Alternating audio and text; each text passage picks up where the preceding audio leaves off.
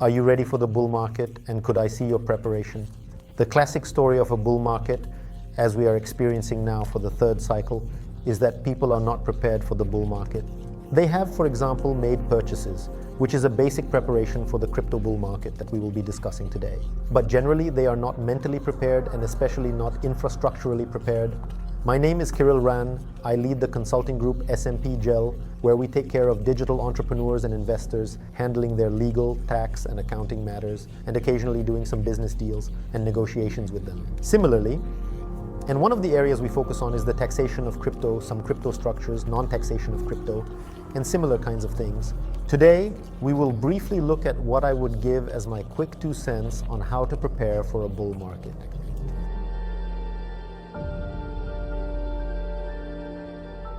Let me be clear.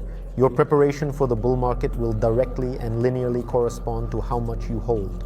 If you hold thousands, hundreds of thousands, or tens of thousands, your preparation will be completely different and much less labor intensive than if you are dealing with tens of millions and above. In that case, it is simply some work, something you have to put effort into if you want to do it efficiently.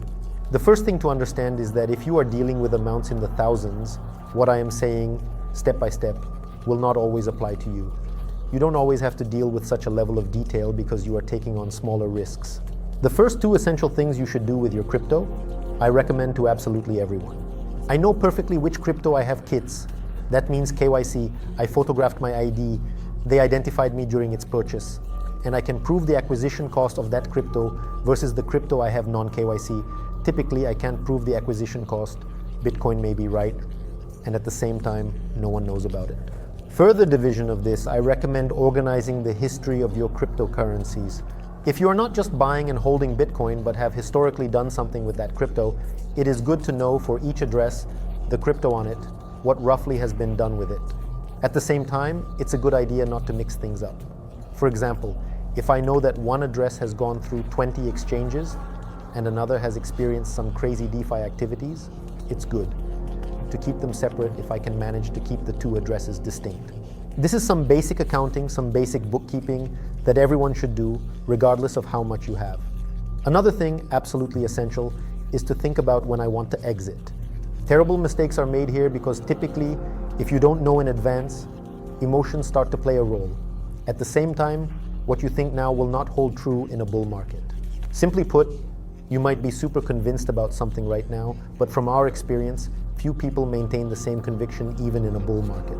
This means that now you can be super convinced that you will sell Bitcoin at $85,000, but in a bull market, it often changes. So fix your conviction now so you can return to it and really think carefully about when you want to exit crypto. Because very often people, now I would say it has improved a lot, that actually the OGs are increasingly dealing with the fact that they have grown into amounts that are uncomfortable. And generally speaking, at some point, you simply have to exit your crypto. Because if you're playing the game of never selling your Bitcoin, there's a big question. If you never exchange it or use it, then what's the point of having it? I think it's crucial to decide when I want to exit or partially exit the game and have it fixed somewhere, because it really helps a lot psychologically. Another crucial thing is how I will exit the crypto. That means how I will get this non-system element, crypto is a non-system element, back into the system. Through which bank account will I exit?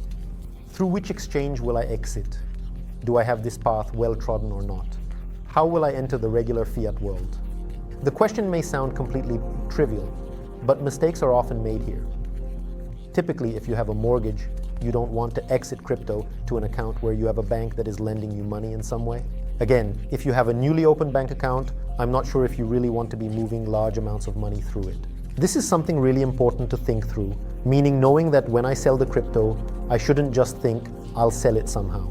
Sure, you can always sell it somehow, but the question is how to do it efficiently. It's good to have the selling process figured out, knowing that I'll sell through this exchange, knowing that I have a registration there, and that I have a sufficient limit, that I have already processed a payment from the exchange to my bank account, and have this path well trodden. I strongly recommend it because during a bull market, you will make mistakes, you will have FOMO, you will try to click something quickly, mistakes cost a lot of money, and the more crypto you have, the more money those mistakes will cost you. And here we get to more interesting things, how to optimize crypto and how to possibly avoid taxes. Typically, When I just disregard those small volumes of crypto, it is often handled, even though it's not correct, and I don't recommend it to any of you. Typically through some kind of exchange, through some Bitcoin ATM, in small volumes, through some family gift, in small volumes. This is how it is handled, and typically there aren't many problems with it because it's not very visible. But what do you do with crypto that is already somewhat relevant, that is already in some volume, let's say simply some higher units and above? You have two options to optimize crypto in the Czech Republic. We went through it, did brutal R&D, and really spent the last few years on it. The amount of man-hours we've spent on taxed and untaxed matters and various solutions for specific situations in crypto, it's almost an infinity, as Radovan Vavra would say. Well, you have two basic options for working with crypto. If we don't consider an economic approach, like borrowing against it, either you relocate or you create a structure. There are two options that are somehow legal in the Czech Republic. Otherwise, they are always some complicated schemes that are on the edge of tax crime. Moving, what does it mean? You really have to move. You have to pack up, leave, cancel your apartment, and not have a residence here. It truly requires a lifestyle change. From my experience, many people think about it, but few actually do it. Because the change is really brutal and very few people are actually willing to undergo it. I would say that about 1 in 10 or maybe 1 in 15 consultations actually end with the person moving. Otherwise, he thinks about it differently. Like, I'll set up a residency somewhere else and then speculate and not be very visible. If you want to live the life of an agent, you can, pretending that I'm in the Czech Republic but acting like I'm not, and actually being on the edge about it, having spent the whole year here but claiming that I haven't. You can, I don't recommend it to anyone. Of course, you can return to the Czech Republic. However, the basic conditions are not to have a permanent apartment here, not to stay more than 183 days, ideally to have residency somewhere else, to have the center of your life interest there. I recommend fulfilling these conditions. Because if it's about some non-trivial money, you don't want that dispute. It's then a matter of evidence. Creating some evidence is simply complicated. I really recommend actually moving away, and if necessary, make sure you have a sufficiently heavy, sufficiently, pardon me for using anglicisms, sufficiently thorough evidence situation resolved and so on. The second option to optimize crypto in the Czech Republic is structure. It must not be classic and it must not be abusive. We are dealing with quite a consequence, actually. I won't even get into how it works.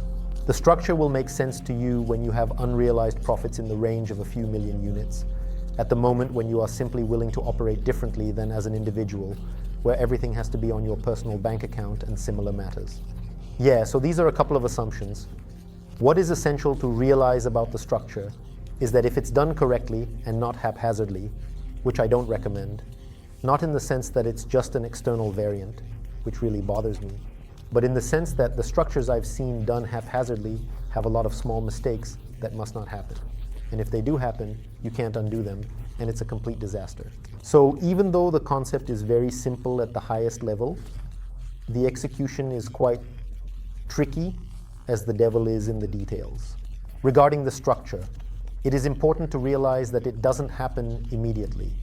If you are dealing with cryptocurrency management or some structures and the like, it takes 1 to 2 months to prepare everything and create all the instructions. Infrastructure, at the same time, set up everything that is needed, all accounts, prepare everything so that it is ready. What I often notice as a problem with clients is that it's an expense you would have to pay now to profit somewhere in the future, and you don't know if it will reach that level to sell it now or in 3 years. So very often it happens that things are resolved at the last minute, and then because it's a bull market, because there's hype, verification on the exchange starts taking time, the bank account process starts taking time, things start going wrong, and you realize that you have your structure ready only when the bottom of the next cycle is already starting to form, and you just wait for the next one again. You need to think about this well in advance if you want to exit. If the back is large enough, prepare it ahead of time. At the same time, regarding preparation for a bull market, it is good to realize, at least I am convinced of this because I have seen it in numerous cases, that you are more likely to hit the bottom than the top. Last cycle, I had hundreds of consultations in 2021. I talked to an enormous number of people. It was really just completely crazy. About 1 or 2 people told me I sold everything and it was somewhere near the top. The closest it was to the top, as we discussed, when someone actually exited all their crypto at a certain level, was around 57, 60,000. He is the only person out of hundreds I've talked to who actually managed to exit at least close to some kind of top, somewhat reasonably. Otherwise, most of them won't hit the top. It's simply much more obvious when we're at the bottom than when we're at the top. So hitting it, how much more, what kind of peaks it will reach, how much speculative capital will get into it. So it's really good to realize that you shouldn't expect to sell at the peak, because you never actually will. I would bet on one of you hitting the bottom, buying at the bottom. That's significantly easier, but selling at the top, that's more a matter of luck. Thanks a lot for watching until the end. I just needed to share some things about how to prepare for a bull market and how to think about it a bit disorganized, but here are some basic thoughts I've been grappling with lately, which I've shared in this video. Thanks a lot for watching until the end. Think for yourself. No one can teach you that. Bye.